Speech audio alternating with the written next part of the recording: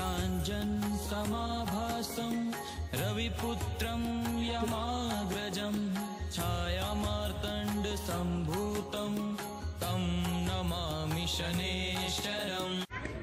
मी योगेश द्वारकादास कुलकर्णी, श्री शनी महाराज पुजारी नस्तनपूर। आमच्या या मंदिराचं महत्त्व असं आहे, प्रभू रामचंद्र ज्यावेळेस वनवासात होते, सीतामाईचं ज्यावेळेस हरण झालं आणि रावण त्यांना घेऊन निघाला, त्यावेळेस त्याचा शोध करायला प्रभू रामचंद्र फिरत होते। अगस्त्य ऋषींचा आश्रम आहे मनमाडला अनकाई किल्ल्यावरती, तिथं जाऊन त्यांनी अगस्त्य ऋषींची चौकशी केली की बाबा माझ्या आयुष्यात हे काय चालू आहे। त्यानंतर त्यांनी सांगितलं की तुम्हाला 7:30 असल्या कारणाने शनी महाराजांची उपासना करावं लागणार आहे।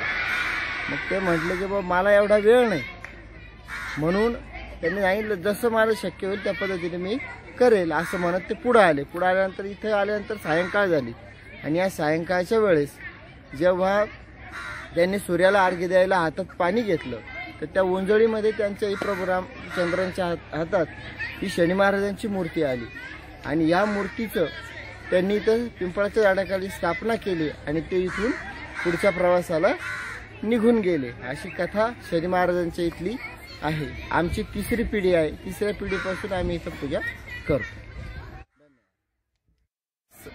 14 ते 15 एकरचा एरिया आहे सगळा। हां, सगळं डेव्हलपमेंट झालेलं आहे। आमचे संस्थेचे secretary, general secretary Shri Anil Kumar Gangadhar Aher हेच बघतात त्या सर्व संस्थेचं काम आणि बघितलं तुम्ही सर्व परिसर एकदम त्यांच्या नियंत्रणात चांगल्या प्रकारे ठेवला आहे। असं कार्य दादांचं या कार्यक्रमात म्हणजे या संस्थांच्या बाबतीत आहे।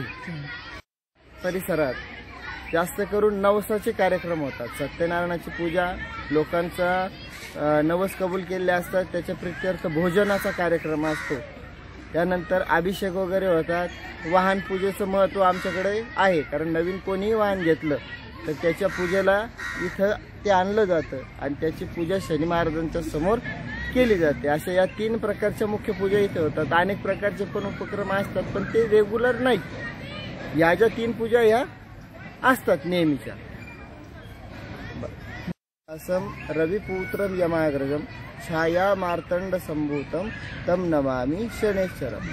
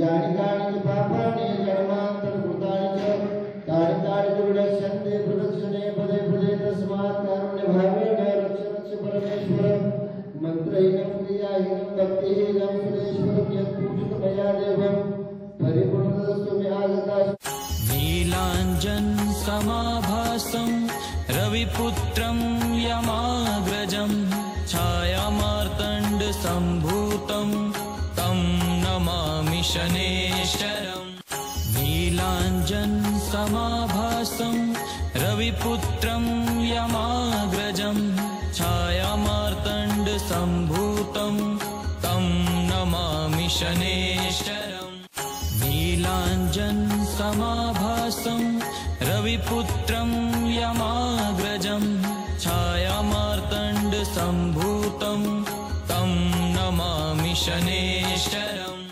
नीलाञ्जन समाभासं रविपुत्रं यमाग्रजं छायामार्तण्ड सम्भूतं तं नमामि शनेश्वरम् नीलाञ्जन समाभासं रविपुत्रं यमाग्रजं छायामार्तण्ड सम्भूतं तं नमामि शनेश्वरम्